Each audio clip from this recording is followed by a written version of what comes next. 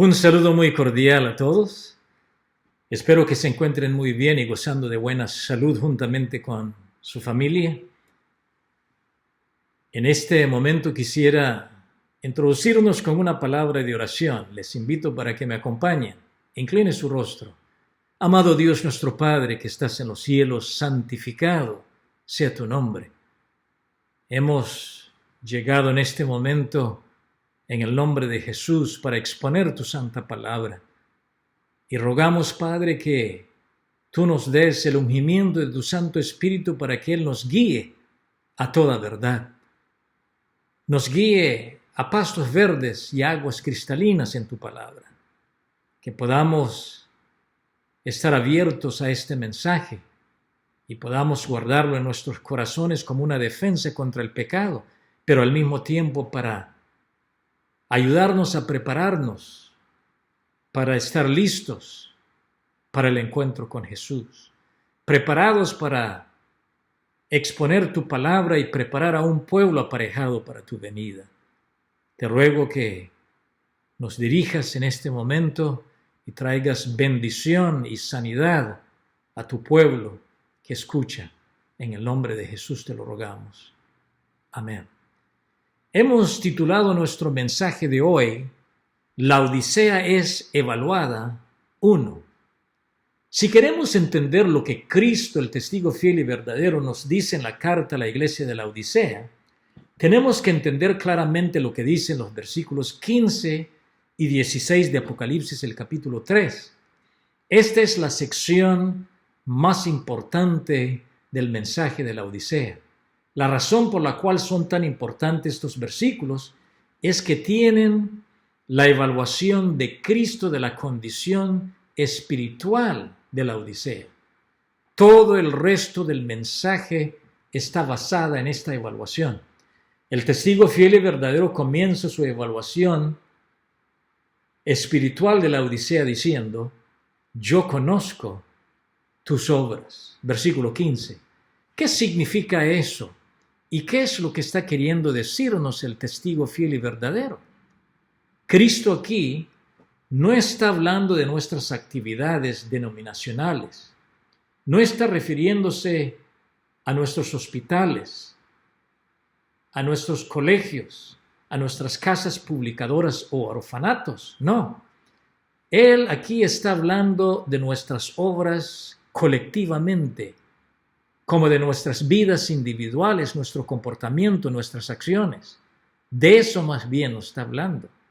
Si nuestro comportamiento como pueblo entonces está mal, entonces nuestras obras institucionales naturalmente también serán afectadas. Pueden ser solamente una muestra de la carne.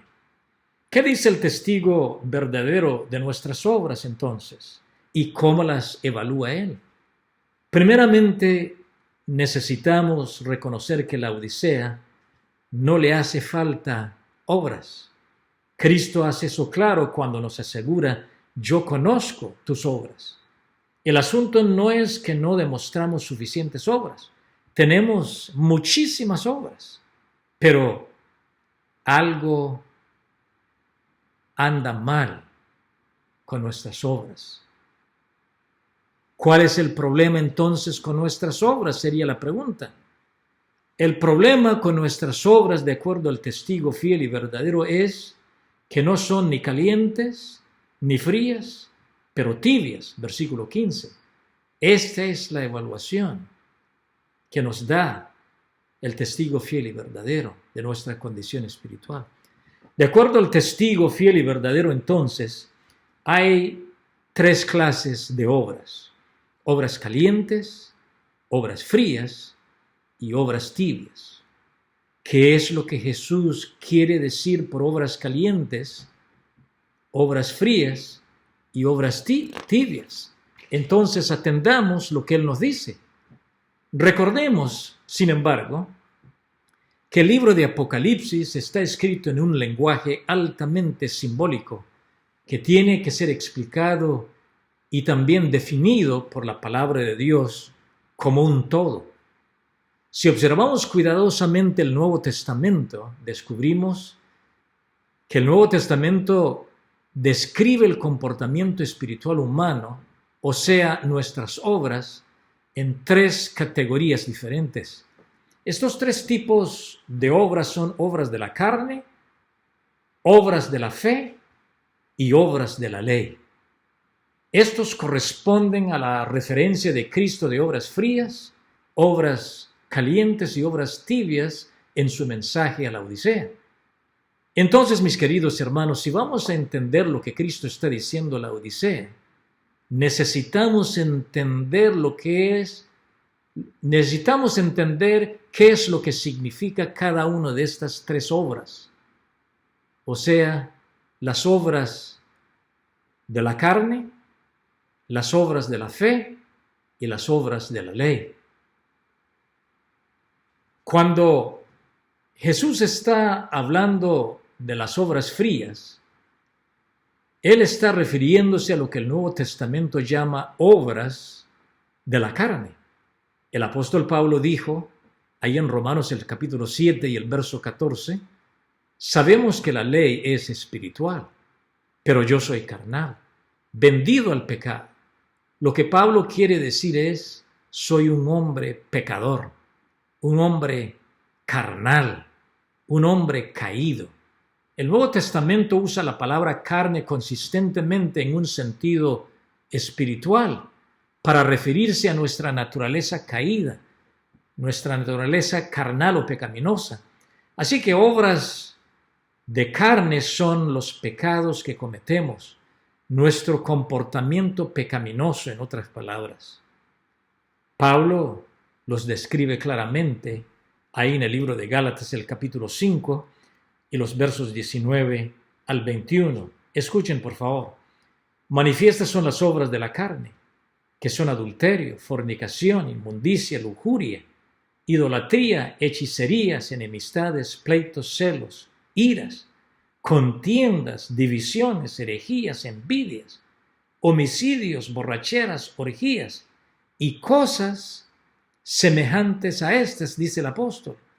Pablo refuerza este punto más adelante en Romanos el capítulo 7 y el verso 18, cuando dice, yo sé que en mí, esto es en mi carne, no habita el bien, porque el querer, el bien está en mí, pero no el hacerlo.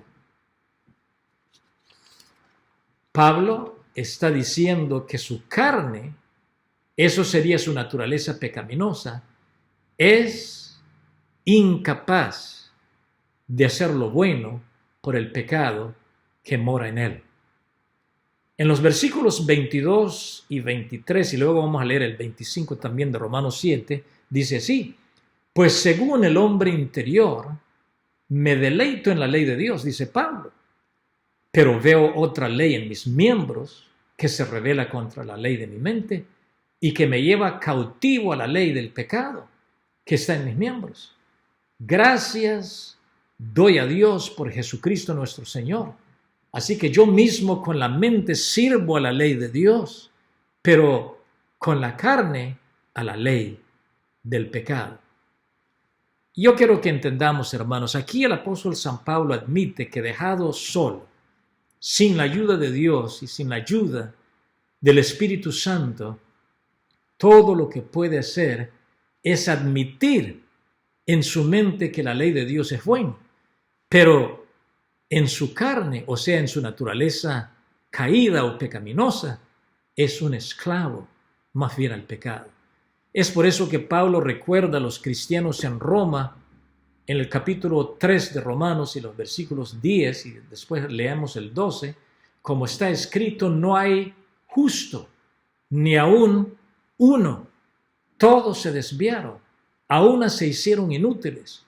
No hay quien haga lo bueno, no hay ni siquiera uno. Más adelante el apóstol San Pablo declara, ahí en Romanos el capítulo 8 y el versículo 7, por cuanto los designios de la carne son enemistad contra Dios, porque no se sujetan a la ley de Dios, ni tampoco pueden. Es decir, los designios de la carne, hermanos, es imposible que se sujeta a la ley de Dios. Dice, no pueden. En otras palabras, la carne no puede hacer absolutamente nada bueno. Jesús le dijo a Nicodemo en cierta oportunidad que él tuvo una cita con él de noche. Le dijo ahí en San Juan el capítulo 3 y el verso 6, lo que es nacido de la carne, carne es. Y lo que es nacido de Dios, o lo que es nacido del Espíritu, Espíritu es. La carne, en otras palabras, mis queridos, es incambiable. Jesús está diciendo en otras palabras a Nicodemo, tu fundamento está todo mal. Estás tratando de hacer la voluntad de Dios por la carne, por tu naturaleza caída. Y eso es una imposibilidad. La carne siempre será pecaminosa. Necesitas nacer de nuevo, de arriba. Necesitas otro poder, el poder del Espíritu Santo en ti. Ahora, ¿por qué identificamos las obras de la carne o los actos pecaminosos con las obras frías que habla Jesús en su mensaje a la iglesia de la Odisea? Por esta razón, profetizando nuestro Señor Jesucristo de las condiciones de los últimos días, ahí en Mateo 24 y el versículo 12 dijo él, y por haberse multiplicado la maldad, escuchen, el amor de muchos se enfriará. Quiero que notemos que aquí Jesús identifica la palabra fría con la maldad, o sea, con los actos pecaminosos. Además de las obras de la carne, el Nuevo Testamento comúnmente usa también un término relativo para describir el comportamiento pecaminoso. Habla de las obras de las tinieblas. Recuerden que es un término relativo. Dice el apóstol Pablo de nuevo ahí en Efesios el capítulo 5 y el versículo 11, y no participéis de las obras infructuosas de las tinieblas, sino más bien reprenderlas. En las tierras bíblicas o las tierras del Medio Oriente, el día y la luz son sinónimos de calor, y la noche y la oscuridad son sinónimos o se identifica con el frío. De día, en el Medio Oriente el calor es insoportable, puede subir hasta de 112 a 115 grados Fahrenheit. Yo creo, hermanos, que vivir en un ambiente así sería difícil, pero de noche el frío también es insoportable porque baja de 25 a 20 grados Fahrenheit. Yo pienso o creo que por eso Dios era una nube para los judíos de día en el Éxodo y una nube de fuego de noche. Por la gracia de Dios mantuvo a su pueblo calentitos de noche y los protegió de día del fuego abrasador del desierto. Mis queridos hermanos y amigos, aparte de la gracia de Dios, las noches hubieran sido insoportablemente frías. Así que obras de las tinieblas es lo mismo que obras frías, y ambos se refieren al pecado o las obras de la carne. Yo quisiera concluir diciendo, necesitamos, mis amados, nacer otra vez. Necesitamos otro poder, el poder de lo alto. Si no nacemos de nuevo, dijo Jesús a Nicodemo, no podemos ver el reino de Dios. De cierto le dijo, el que no naciere de agua y del Espíritu no puede entrar en el reino de Dios. San Juan 3 y 5. El Espíritu, mis queridos, es el que da vida. La carne, noten, para nada aprovecha. Las palabras que yo os he hablado, dijo Cristo, son espíritu y son vida. Es el Espíritu el que da vida. Y ese poder es el que viene de lo alto. Es el Espíritu, hermanos, que renueva en nosotros la vida de Dios. Por eso Jesús dijo, no os dejaré solos ni huérfanos, os enviaré otro consolador para que esté con vosotros siempre, el Espíritu de verdad. Termino con este texto ahí en San Juan, el capítulo 1 y el versículo 12. Mas a todos los que lo recibieron, a quienes creen en su nombre, les dio poder. Algunas versiones dicen les dio autoridad o derecho de ser hechos hijos de Dios. Les invito en esta hora, mis queridos, a que podamos abrir nuestro corazón al llamado del Señor. Reconocemos que en la carne vivimos una vida totalmente derrotada, una vida carnal que no puede hacer absolutamente nada bueno espiritualmente hablando.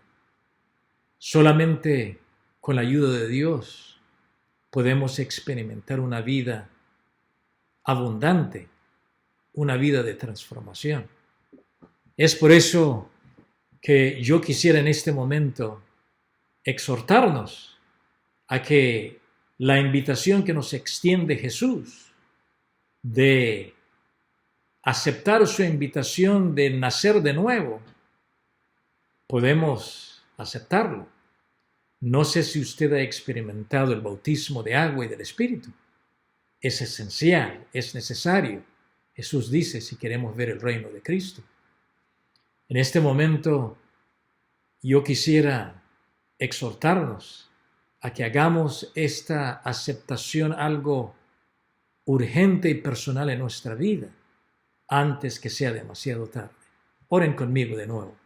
Amado Dios nuestro Padre, tú sabes, Padre, que por nuestra propia cuenta es imposible hacer tu voluntad, aceptar tu llamado. Por eso pedimos que el Santo Espíritu de Dios pueda ungirnos en este momento y puede traer conciencia a nuestra vida de la necesidad de aceptar a Cristo como Salvador y experimentar una vida nueva a través del bautismo del Espíritu y del agua también. Quédate pues con nosotros y permítanos, Señor, ahora aceptar esta palabra y que nos levante el espíritu y el ánimo para hacer tu divina y santa voluntad. Te lo rogamos y te lo pedimos en el nombre de Jesús. Amén.